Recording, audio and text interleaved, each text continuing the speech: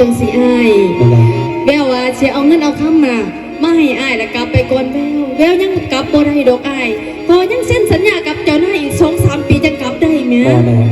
กันจังสันเขาสิมีเงินมาใส่มาเสียค่าไม้ปรับไหมเพิ่นนะเพิ่นจะปรับ50 ล้าน100 ล้าน1,000 ล้านคนนี้อ้ายจะไรบันนี้ก็ลบลาวตาบานกับอ้ายไปแจ็คไปนี่แล้วกลับบ่ได้แล้วป้าเอาอีห่า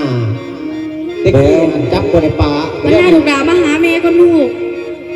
วันหน้าอย่าบอกอยากกับแม่นะลูกมาเชียวเบี้ยเชียวแม่เป็นอย่างนี้ก็ไม่เห็นจังสีน้องเราลบลาวตาบานสาวแกยังมาแก้วกับไอ้กลับไปก่อนแม่จะเอาเงินเอาคำให้กับฝ้าไอ้กลับไปเอาเงินเอาคำนี่ไอ้เงินในนี่มี50 ล้านไอ้เอาไปก่อนไปฝ้ากลับไปนี่แม่แจ๊คอาชิวเอาเฮิงไหนฝ้ากลับไปบ้านได้ไหมเป็นสมุนไพรรถคำนี้อ้ายก็จะไปกระเทศจิเฝ้ากลับจากนั้นก็แล้วแต่ว่าอ้ายจะไปลูกจะได้มีอ้ายกันเอานี่แม่เอาเงิน50 ล้านเจ้าถิ่นไปซะเป็นจังไดเดี๋ยวนี้อุทัยเอาเงินให้อยากได้เงินโมเมนต์เตียจะมาทิ้งมันอย่างเงินตั้ง50 ล้านคุณเลยเนี่ยเงินคำอ้ายก็อยากได้เมียอ้ายก็อยากได้ลบลาวตาบานสำหรับแล้วเป็นจังก็ลบกลับบ่ได้ก็ต้องมาจับแล้วไปแม่ไอ้หอมไอ้สมหวังมากบ่จักไปเบิ่งต้นทางไอ้ข่อยเนี่ยข่อยย่านแม่อีห่าย่านมาสมหวังมาเด้แววเป็นอย่างน้องคือมาเปลี่ยนไปได้เพียงซ้ำนี้ถ้าสิว่าเห็นลูกเห็นผัวมันบ่สมหมายหอบสังขารความคิดฮอดคิดถึงมาหาเจ้าเป็นอย่างแล้วคือมาพอมาจากคำอ้ายในเพียงซ้ำนี้มาทำกิริยาใส่อ้ายซ้ำนี้น้องหาเป็นหยังแมวสิบ่ได้มาในเมืองในหน้ามันก็ต้องเปลี่ยนไปซะตัวสิจำใส่ยังอยู่บ้านนอกบ้านหน้าซะนี่ฮะแววเซฟบาทเมื่อสาวน้องหลาเมื่อกินปูกินปลากินเจียวหลวงทางบ้านปลาขาหนอนกับข้าวสารเป็นเมาอย่างอ่อซ่าเนาะยังบอกแม่บอกกลับสิเมาอย่างยังนั่นนี่กลับไปก่อนไปอีห่าโอ้ยจะมาบอกกันแฮะแต่เว้ยไปนะว่าอีเบลเปลี่ยนไปแล้วเนี่ยมักแจ๊กแก้วเป็นยังสิบ่เปลี่ยนไปมาอยู่ในเมืองในมากกันต่างเก่าต่างหนังซะตัวสิจมปักอีอยู่กับบ้านนอกบ้านหน้าได้เนี่ยฮะโอ้ยอันพวกในลูกก็ยังอยู่บ้านนอกดีแล้วตัดสาลาไอ้มองให้เจ้าลบลาตาบานเกียรติร่วมสถาน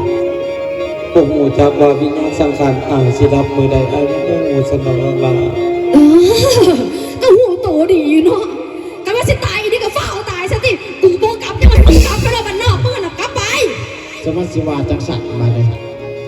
อบัตตะกี้คำยาตายอุทัยตายอยากได้อุทัยตายวัดน้ำไม่ใช่มาจากตายก็ตาย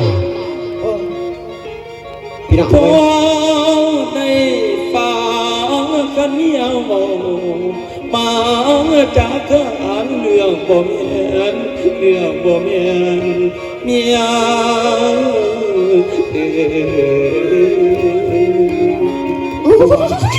อันเบาซ้ำในกระเจี๊ยห้องใจไงสิตายยังไม่เห็นว่าเฮ้ยฮอตแตกยังไงเนี่ยฮะเฮ้ยฮอตแตกยังไงเนี่ยฮะแหวจะตายเด้มันประทันไหนเศร้าป่วยได้เรื่องเด้อจะไปหายมันลายเด้อแววไอ้เนี่ยโน่นโตไอ้เนี่ยโน่น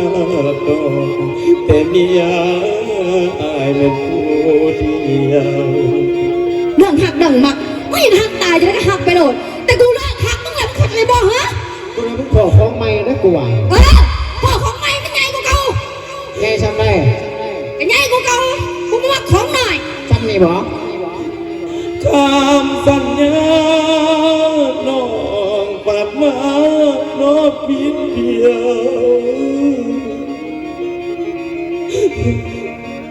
คำสัญญาน้องกันมาน้องพิษเดียวพอทุกอันเบิ่งน้องความหลัง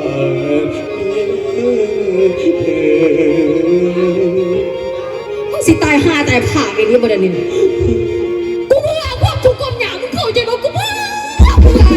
อยากเป็นคนหนาคนนี้เป็นคนนายไม่หนามึงบ่ได้บ่ได้เหรอหาลูกถามไงถามยังอันแม่เบื่อสปอเบื่อแบบกูไทยไงเบื่อเอาหมอสิ เบิกไปห้องหมอไอ้ก็สวนออก เมียเอ้ยเมียเจ้ามาเนี่ยสั่งสายเดือนอีหยังเดียเมีย นี่ปูไทยมึงอยากจับตัวเรื่องหยังเขาเรื่องมึงทุกข์มึงยากกันแหละ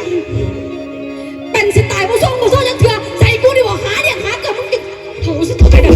แต่ว่าของมันบริตาย